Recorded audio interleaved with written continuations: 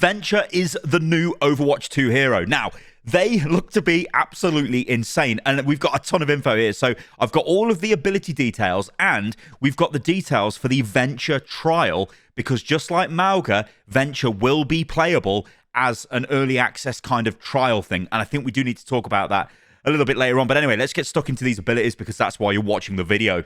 Okay, let's take a look at these abilities. So let's take a look at the weapon first. This is the Smart Excavator. It launches a seismic charge that bursts after a short distance. Now, we know this kind of... it basically is Roadhog's old secondary fire.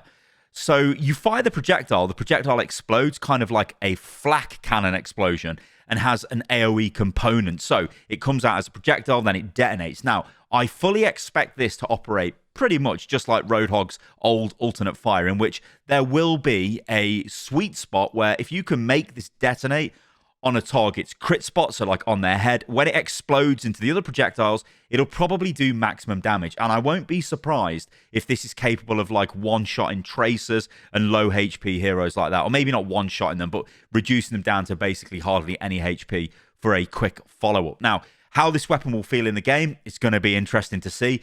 Again, it looks like Venture is very much a close range. Well, can we say close range? Medium to close range.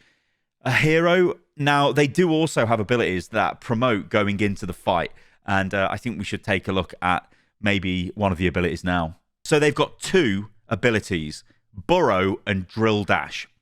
Burrow, move underground and become invulnerable. So that sounds actually incredible. That sounds like a Reaper Wraith form, but with a different visual effect. You go underground instead of just turning into a Wraith. However, it's then got a secondary component, Emerge, to deal damage. Now, you will see this as a theme running through their kit, where it's all about getting in and doing damage. You've got mobility, but the mobility can also do damage if you want to be aggressive with it. So Burrow, think about the way this would work. You could use it defensively.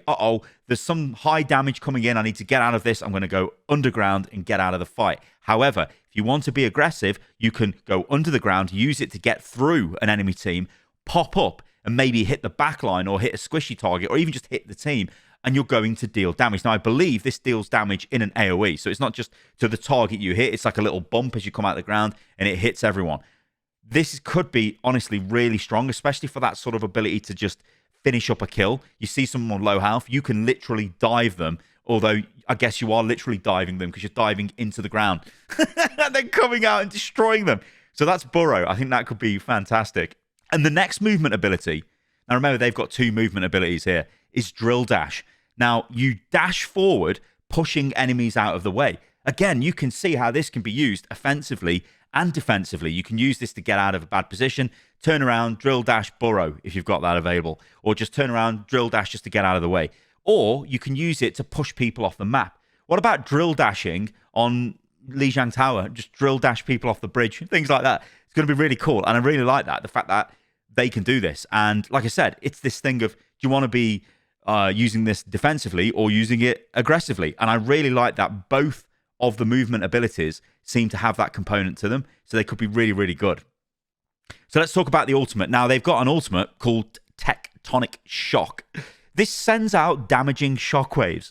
Now, if you guys follow me on Twitter, you might know that I am a fan of the Reinhardt, the old, well, we're never going to see this, but the Reinhardt seismic slam, which I think is like an, what does he call it? It's not Earth Shatter. I think he might even call it Earthquake. I can't remember what he calls it, but it's an 360 AoE.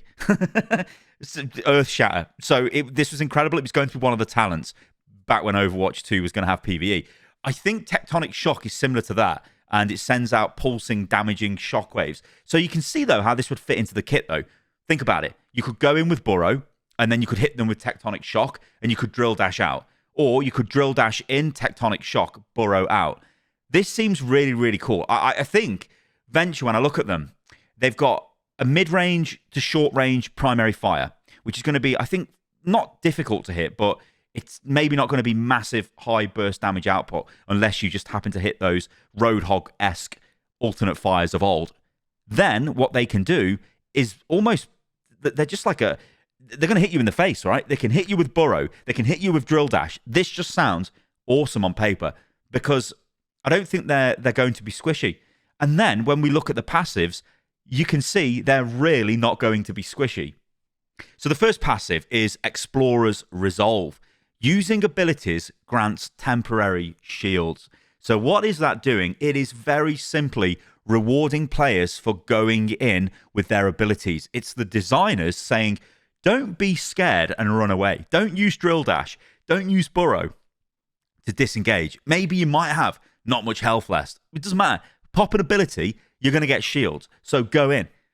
Maybe in some respects, this is going to be like Doomfist. Of course, I don't know any of the figures of any of this stuff. We don't know how many shields they'll get or anything like that. But you can see what they're trying to do. They want you to be aggressive with the abilities because you're going to get shields, which is going to allow you to survive.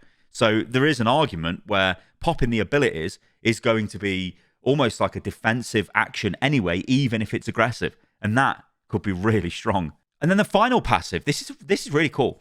So quick melee does extra damage. It's called Clobber. And I mean, I'm assuming this is because they're holding a massive drill and they're smashing you with the drill. So this is going to cause a lot of pain. But yeah, they've got extra melee damage. So extra melee damage, movement abilities, AoE damage, decent primary fire, and shields. They are going to be one hell of a tanky DPS. There will be a Venture trial. Now, they will be playable tomorrow if you're watching this video today. I love these trials. They did this with Malga at BlizzCon. It was fantastic because it gives the player base something to look forward to. It gives us the ability to all play the new content and the new hero. And crucially, it gives the developers a ton of data they can look at. This is data they cannot get from some sort of creator internal test, some sort of developer internal test, or some form of test group. No, they can get this data from the actual player base, and I think this is such a cool way of advertising new heroes because we're all going to get to play Venture. Even if we're not interested in Venture, we're still going to get to play them, and then we can form our own opinions, which I think is really cool. You know, you might be a support player, you don't care about DPS or whatever. Anyway, these are the details for the trial. So, Venture will be playable in-game at 11 a.m. PT. So if you're in the UK, I believe this is 6 p.m. And anywhere else in the world, you can do your time zone conversions. I think CET, that'll be 7 p.m. It's basically the usual update time. Now, Venture will be playable, I believe, in quick play only. Obviously won't be in competitive. And yeah, I think this is going to be honestly really cool because we're all going to be able to experience the hero.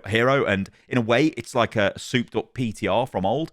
The problem with PTR is people just didn't play it. They would jump in, take a quick look at whatever the new hero was, then leave. Actually putting them into quick play makes a massive difference because you get a live environment. And I think that's super cool.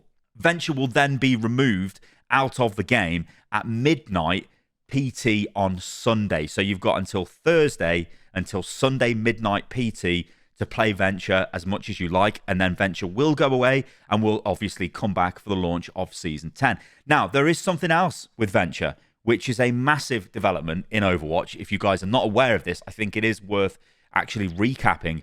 Venture is the first free hero. Venture will be free. You do not have to buy Venture. Venture is not locked behind a battle pass. Venture will simply just be playable for everybody who has got the game. There may be some sort of like you have to do a I don't know.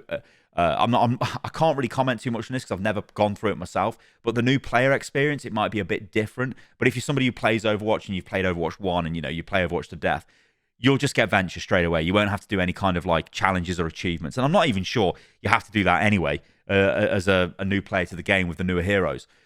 So yeah, honestly, guys, I'm looking forward to this. I think Blizzard are knocking it out of the park recently with quite a lot of really good updates.